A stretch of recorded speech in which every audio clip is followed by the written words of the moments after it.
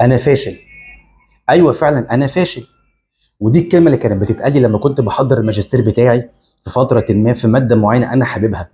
كان دايما يتقال لك ايه؟ انت فاشل، انت مش نافع. طيب ما تيجي احكي لكم الحكايه بسرعه كده من الاول. احنا عندنا في مثل في بلدنا بيقول لك ايه؟ صاحب بالين كذاب وصاحب ثلاثه منافق. يعني انت المفترض لو شتت دماغك بين موضوعين او ثلاث مواضيع انت كده بتكذب على نفسك وبتنافق نفسك، مش هتعرف تعمل ولكن حاجه. في ظروف كليتنا احنا وظروف بلدنا انت لازم تكون صاحب 50 بال عشان تقدر تنجح او تحقق حاجه. لازم يكون قدامك 50 طريق عشان تعرف تمشي امورك وتقدر تنتج في حياتك بعد كده. انا ازاي؟ وكل دكاتره الاسنان المتخرجين او اللي في الامتياز مروا بنفس القصه دي.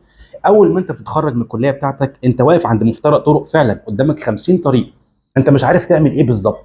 اللي انت قدامك تعمله مثلا ايه؟ طب انا اتخرجت، عايز اتعلم، عايز اكمل علمي، انا الكليه ما ادتنيش كل العلم، فانا المفترض عايز اتعلم وازود علم. اعمل ايه؟ هل احضر ماجستير؟ هل هحضر زماله؟ هل مثلا احضر كورسات؟ هل احضر دبلومه؟ طب في انهي كليه؟ ده كده طريق بتكلم فيه، شوف في كام فرع فيه. هل احضر زماله بريطانيه، زماله بورد معين، اسافر بره مش عايز استقر في مصر؟ ده طريق بيقابلك. ده كل ده في دماغك. في طريق تاني بيقابلك، طب انا برضو عايز اتعلم الحاجات العمليه، انا مش عارف اشتغل.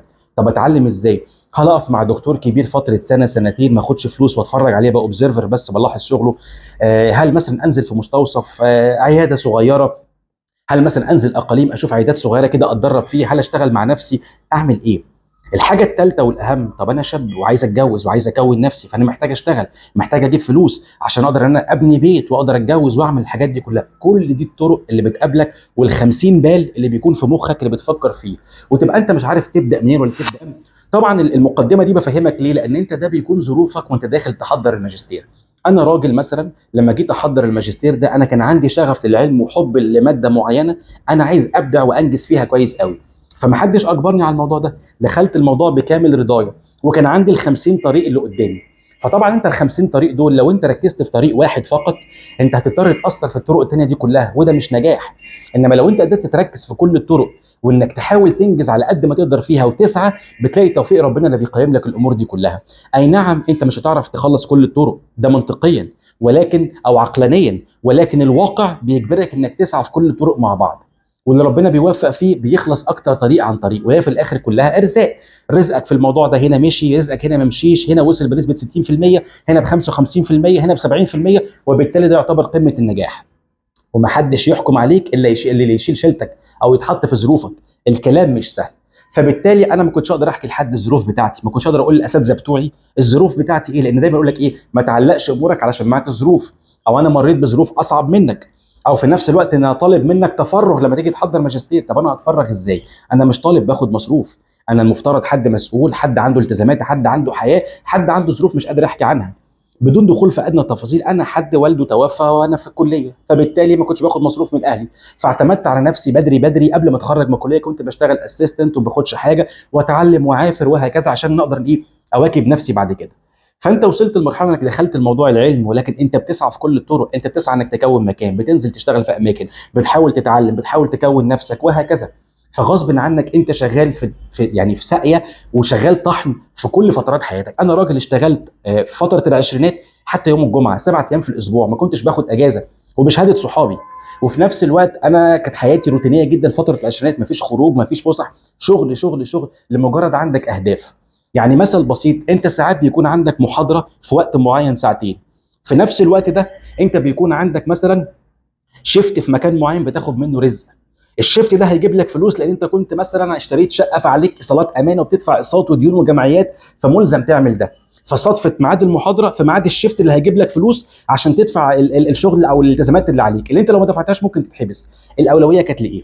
هل للمحاضره ولا للشيفت اللي هيجيب لك فلوس؟ فكانت الاولويه للشيفت اللي هيجيب لي فلوس، ولكن المحاضره كنت ممكن اعوضها من صحابي، الناس اللي حضرت وكتبت محاضره تديهاني اقراها واذاكرها، ولو في نقطه وقعت مني اسالهم عشان اعرف التفاصيل، واللي سجلها اسمعها منه وهكذا. فبقى عندي البديل ان اقدر اعمله، انما الشيفت ده ما اقدرش ان انا اعوضه. فدي كانت الظروف اللي انا بمشي بيها.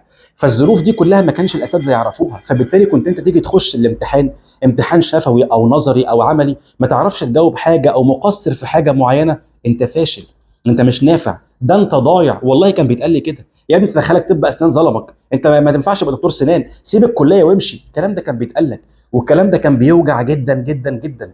انا عشان اتعافى من الكلمه الواحده كنت بقعد 3 شهور مش عايز اروح الكليه. لا مش خلاص انا هشتغل بس وهنجز في شغلي ومش عايز اتعلم، مش عايز. فاصبح الموضوع اتقلب معاك، بعد ما كان شغف للعلم انك عايز تتعلم حاجه وحد يديك العلم ده، اصبح الموضوع بقى روتيني بحت. انا تعبت عايز اخد شهاده عشان امشي، مش عايز اتعلم حاجه، انا عايز اخلص الشهاده اللي دفعت فيها فلوس، اللي هي هتفيدني بعد كده لو سافرت لو رحت، وانا مش بتاع سفر يعني، بس يبقى اسمي عملت مجهود وانجزت في الطريق وخلاص. فبالتالي الشغف بتاع العلم انتهى، والطموح انتهى تماما، مش ليا لوحدي، لمعظم الناس اللي بتحضر. والكلام ده عارفينه كل الناس اللي في مصر اللي بتحضر ماجستير دكتوراه او غيره. اساتذتنا على راسنا وبكن لهم كل احترام، ولكن كل حد فيهم كان دايما يقول لك ايه، انت فاشل، انت مش نافع. فلما كنت اخش مثلا امتحان الشفوي يسالني في حاجه قديمه انا مش فاكرها، يعني انا داخل على منهج معين او حاجه معينه فانا مش فاكرها، فهو راح مقيمك ده انت فاشل ما تنفعش. طب انا الحاجه دي قديمه مش فاكرها، لا انت راجل ماجستير لازم تكون قاري من الجلده للجلده من ايه تو زد. طب انا مش هيبقى معايا وقت، لازم تقرا كل التكست الموجوده في السوق، لازم تشوف كل العلماء اللي اتكلموا عن الماده دي او الحاجه تبقى عارفها، انت راجل ماجستير. طب ازاي؟ طب الوقت فين؟ فاذا التقصير بالنسبه لي ما كانش ان انا متعمد او ان انا متكاسل او ان انا فاشل، ولكن في ظروف اقوى منك خليتك ان انت مش عارف تنجح في كل الطرق. انت بتسعى في كل ده، ولكن انت بتحاول تسعى في الطريق ده قدر المستطاع. فالتقييم ده ما كانش عادل، لان التقييم ده كان تقييم معين في وقت معين في موقف معين في سؤال معين في 10 دقائق، اتحكم عليك وعلى ظروفك كلها ان انت فاشل. وده تقييم مش عادل، ولكن كان تقييم ظالم. ليه؟ لان ربنا اللي اعلى واعلم بالظروف دي، وربنا هو اللي خلق الظروف دي، وربنا اللي اجبرك واداك القوه انك تسعى لكل المواقف او الظروف دي تمشي فيها. اذا تقييم ربنا هو الاصح وهو الاعدل، وتقييمك انت لنفسك بنفسك.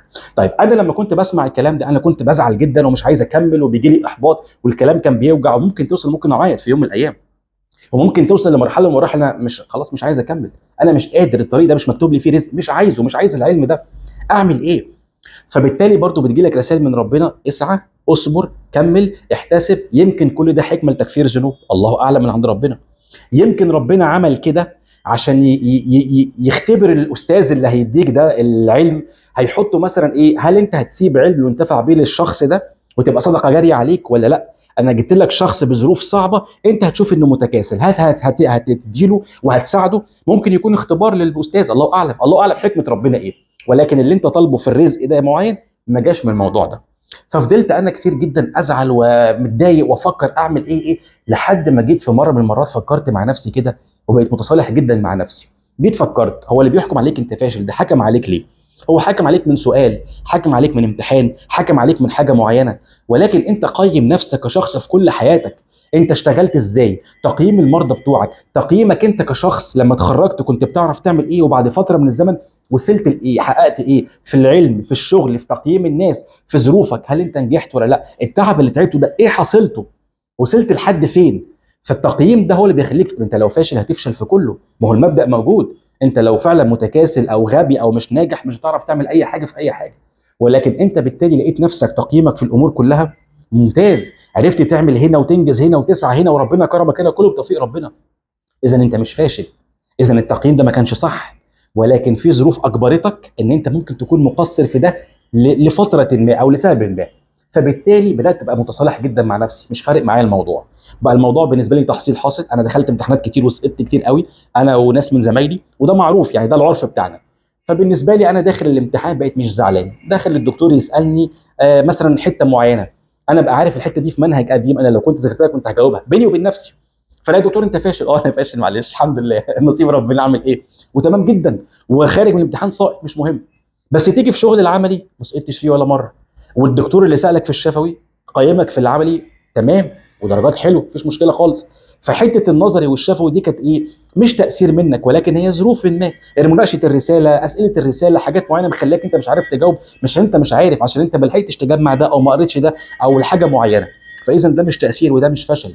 فجيت سبحان الله يا رب انا خلاص بقيت متصالح مع نفسي جدا، وداخل اخر مره لحد ما ربك اراد، دي كانت اخر فرصه ليا او اخر مره انا هخشها، ونفسيا ما كنتش خلاص هكمل، يا يا لا خلاص كده كفايه قوي، والطريق ده ربنا مش رايد فيه الخير، فانتهت القصه على كده.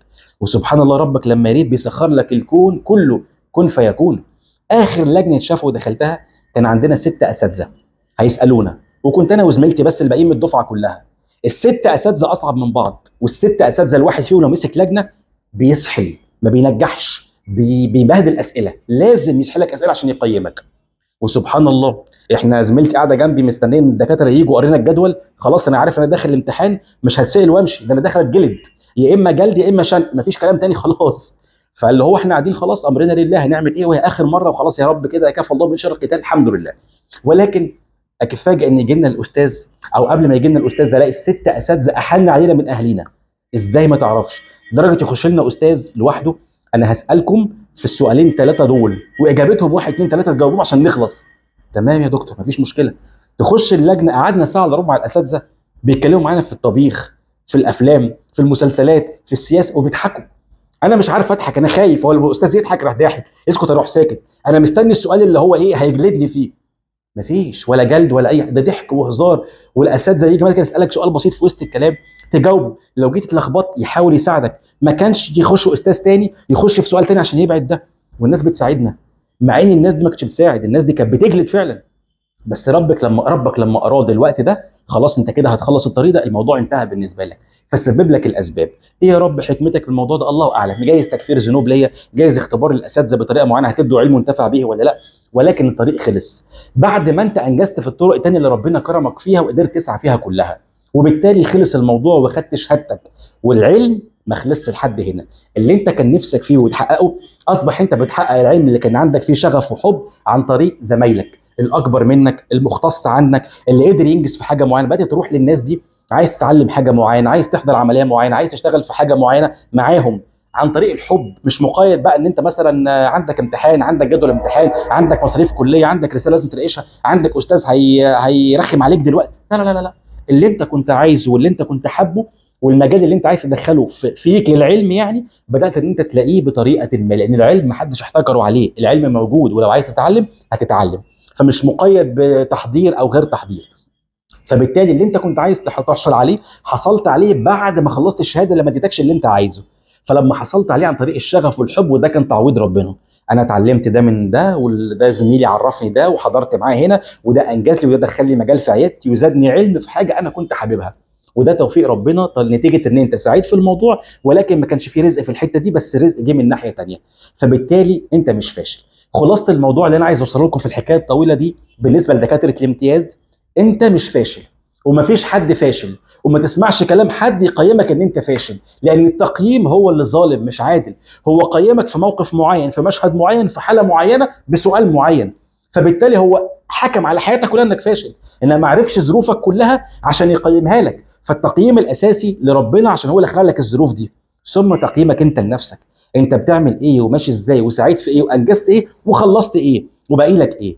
ولكن ما تجيش تبقى متكاسل ومطنش وتيجي تقول لك ده انا فاشل، انا مش فاشل، لا لا لا، لازم تكون بتسعى، لازم تكون مجتهد، لازم تكون انت مسحول في كذا حاجه عشان تيجي تقول لو قصرت هنا عشان خاطر هنا انا انجزت فيه. ده الطبيعي. ولكن النصيحه اللي عايز اقولها لك لكل دكاتره امتياز يا شباب، اسعوا. مفيش حد يحبطك، اوعى تسمع كلام حد يقول لك انت فاشل، انت مش ناجح، انت مش كويس. اوعى تسمع كلام حد اسنان مش حلوه، دخلت اسنان ليه، عددنا كتر، مش هتجيب فلوس، مش هتلاقي. طالما دخلت في المكان اسعى فيه، وربنا اراد انك تخش في المكان ده عشان كاتب لك الرزق والخير فيه. ما تقارنش في رزق حد، خليك في نفسك، ركز في اللي انت بتعمله وما تسمعش لتقييم حد. اهم حاجه ما تكونش متكاسل. وما اتمنى ما اكونش طولت عليكم وتكون المعلومه وصلت، وربنا يكرمكم جميعا. شكرا، السلام عليكم.